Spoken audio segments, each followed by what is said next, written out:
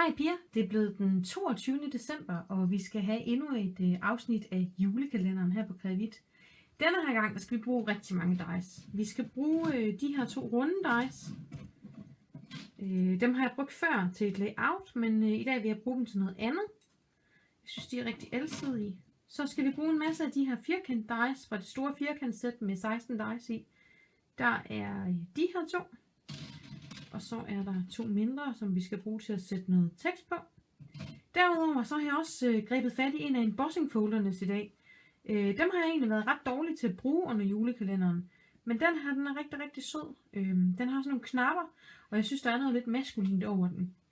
Det vi skal i dag med alle de her dice, det er, at vi skal have lavet en ikke værtindegave, men en værtsgave. Det kunne selvfølgelig også være en venindegave, men vi skal have gang i en flaske vin i dag. Den her, den er tømt, så kan man tænke lidt over, hvem der har tømt den. Det jeg har gjort, det er, at jeg startede med at skære et stykke papir ud på 8 cm. Og så har jeg skåret lidt af det i bunden. Og jeg har ikke sådan mål alt muligt, men det vi skal lave i dag, det er en flaskehænger. Og jeg har brugt den mindste af cirklerne til at lave hullet med. Og så vil den komme til at hænge sådan her ned. Og så har jeg egentlig bare markeret, hvor jeg gerne vil have mit fold henne. Det er faktisk kun anden gang, tror jeg, at jeg prøver at lave sådan en flaskehænger. Så det kan godt være, at der er nogle helt vildt smarte tricks til, hvordan man får de her folder og sådan noget til at blive bedre. Men det ved jeg altså ikke endnu. Jeg synes egentlig, det er meget fint, at den sådan lige dækker etiketten. Hvis det er sådan en tyk flaske som denne her. Jeg har standset lidt forskelligt ud. Jeg har liggende herovre. Det første jeg har gjort, det er, at jeg har standset et lyst stykke karton ud af den store firkant. Så har jeg standset et grønt stykke karton ud, som jeg så har puttet i embossing folderen bagefter. Og det er jo ikke ret stort, det her stykke. Men det giver altså stadigvæk en rigtig, rigtig god effekt, synes jeg, at få lavet de her knapper på denne her måde. De 2 stykker papir har jeg egentlig tænkt mig, at jeg vil sætte sammen, sådan at de kommer til at sidde fint på denne her. Oven på det her, der har jeg så tænkt mig, at jeg vil have sat en lille god jul hilsen og også et stempeltryk. Jeg har valgt et Lawnform stempeltryk.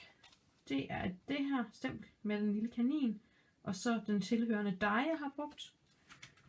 Og så har jeg standset den her kanin ud, og den vil jeg have farvet. Måske kunne jeg tænke mig at bruge Distress Inks til det. Jeg har faktisk ikke. Jeg maler rigtig meget med H2 farver, men jeg kunne egentlig godt tænke mig at prøve at øve mig i at bruge mine Distress Inks til at farve med. Så det tror jeg faktisk, jeg vil udfordre mig selv i at gøre til denne her. Jeg har også standset en cirkel ud her, som kan komme til at hænge herop. Sådan der.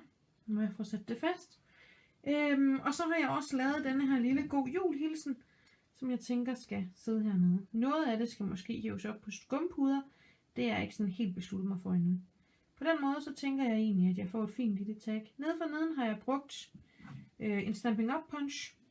Og jeg tror, den har været en tur på gulvet. I hvert fald så stansede den ikke sådan specielt fint her. Det synes jeg, den plejer at gøre. Det kan også være, at jeg skal have den igennem noget sølvpapir. Det må vi lige prøve at se. Det hjælper også en gang imellem på dem. Din udfordring i dag, det er at lave flasketag. Ganske simpelt. Og det glæder jeg mig rigtig meget til at se, for det er som sagt ikke noget, jeg har lavet ret meget, så jeg vil også kunne finde rigtig god inspiration i det, du får lavet.